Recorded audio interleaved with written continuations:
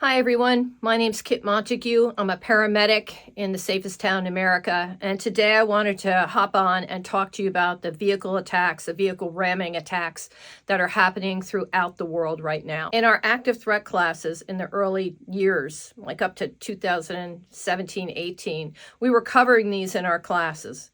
And then it started like fading away and they weren't happening as much. And now they are ramping up again. And I think we all need to be aware of what's going on.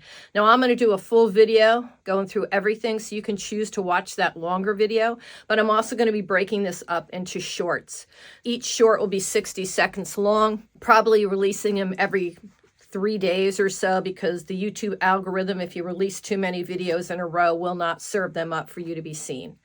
So that's how it's going to work, and I'll put a link to the full video in each of the shorts going on. The most recent attacks, Germany, in the Christmas market, a vehicle mowing down people just trying to shop and enjoy Christmas.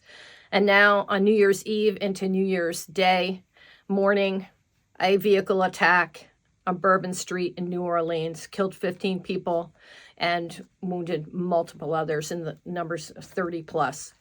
On New Year's Day, and they're not calling this a terror attack yet, but they are certainly examining that.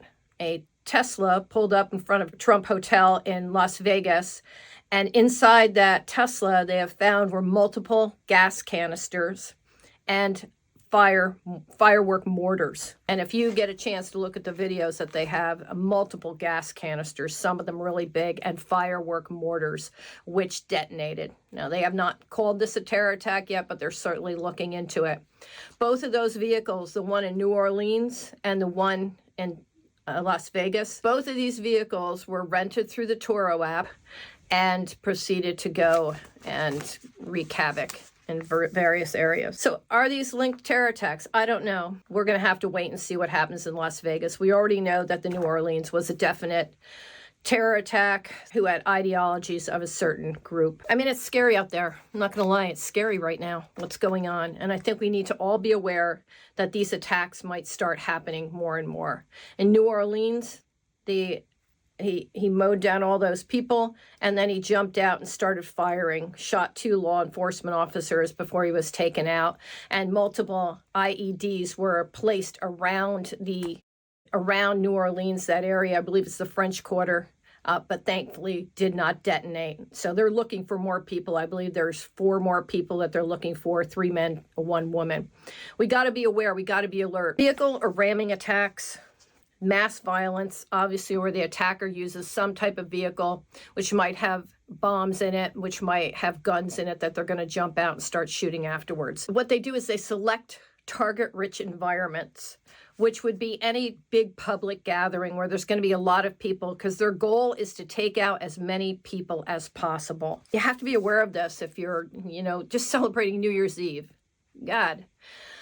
Going to a parade, going to a concert, outdoor markets we've seen. You've got to be aware. Anytime you're in a place where there's a lot of people, be aware that this could happen. There is actually a magazine out there. I'm not going to mention the name or the group, but they say in that magazine that the F-150 is the ultimate mowing vehicle, and they give step-by-step directions in it. So here's number 1, what I want you to know in this. If you are going to one of these events, going to any type of outdoor outing where this could happen, here are some things you can do to prepare, to protect yourself, to survive, and then to aid the wounded afterwards.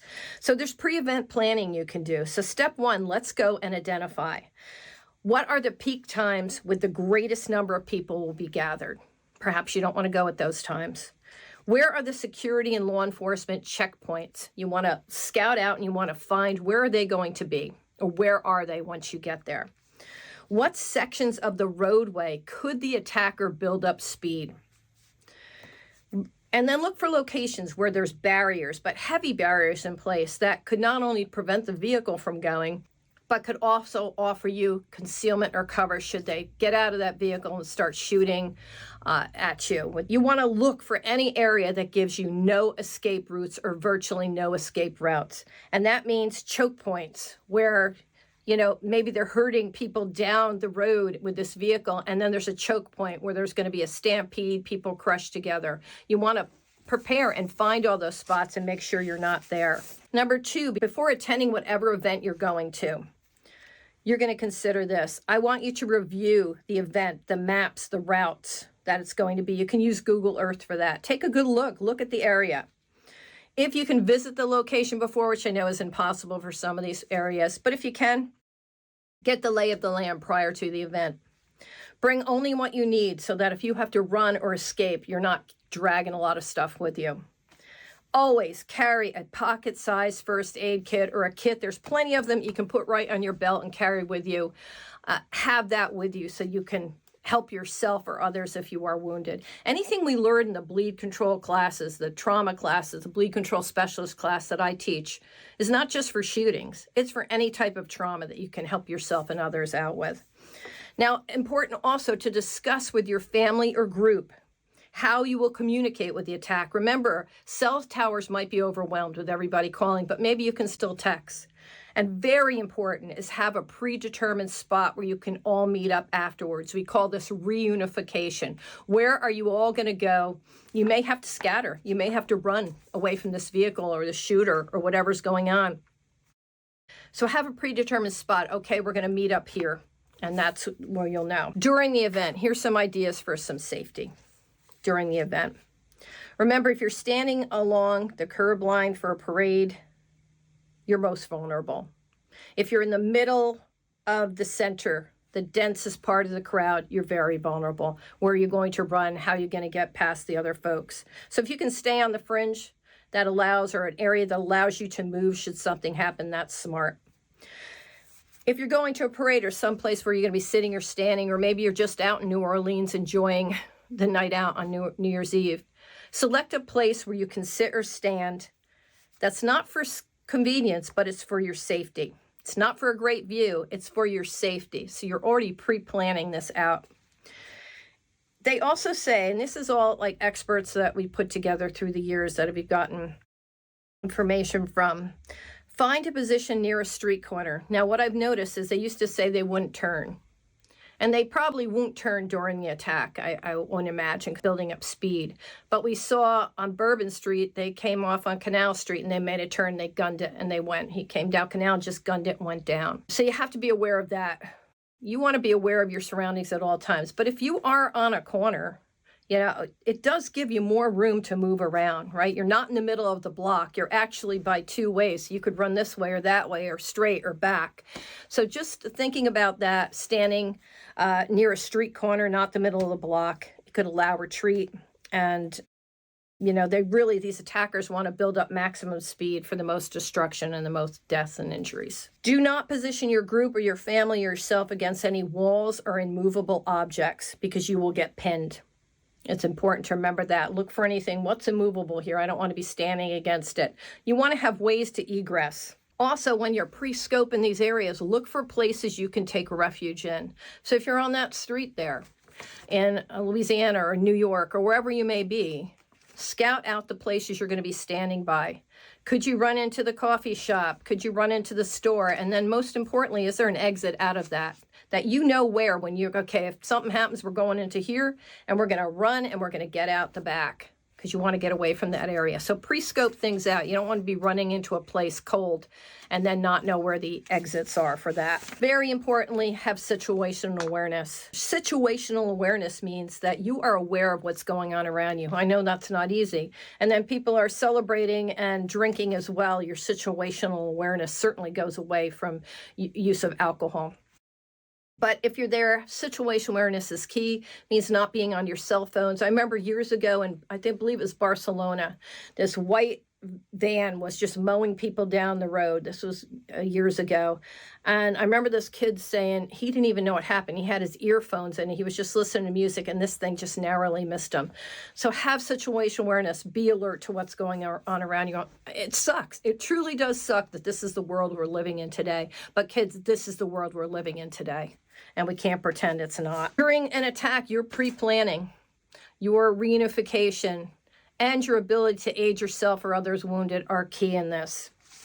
So have that tactical trauma kit. At Train to Respond, we would come teach your company or your group, your organization, or go to your local fire department, your ambulance squad. whatever you've got in that area and ask them, do you have a bleed control class? Get in. It's basic, simple first aid that you can do to save yourself and others. You can't save everybody, but could you make a difference in somebody's life or your own? Most definitely with that. So get some training. That's the key. Post-attack. Number one, post-attack, we're going to stop the dying to the best of our ability. And that means don't be a hero and approach a vehicle or engage the killer in any way. Move away. Let law enforcement handle that. Their job is to take that killer down. And they did a great job of that in New Orleans. They did an amazing job. Kudos to them all running towards that. And I know the 2 officers are in stable conditions, so I'm happy to hear that as well. It is possible, remember, that the attacker is going to leave that vehicle with guns or knives or a bomb, so you want to get away from it. Prioritize safety and security for your family or your group. And then if it is safe, if they've taken down that shooter, as we all saw in New Orleans, you can go aid folks. But I saw a lot of panic as well. If you're not trained, you're going to panic. That's natural. You don't know what to do. But if you've got some basic first aid training, you've got your first aid kit with you, you are now an immediate responder. So you can jump into action and really, truly save lives, stopping that bleeding, positioning the person correctly. There's so many things that we can do to save lives as an immediate responder. What we like to say is bystanders or immediate responders, those who are trained with tactical trauma training, basic first aid, are priceless in these attacks and literally become the initial first responders. Immediate responder first aid and intervention can help save lives, and it can also bring calm to that chaos. If somebody is screaming and you step up and you're immediate responder and you're taking that leadership position, I'm going to help you. That will bring calm to them. That will help them out a lot.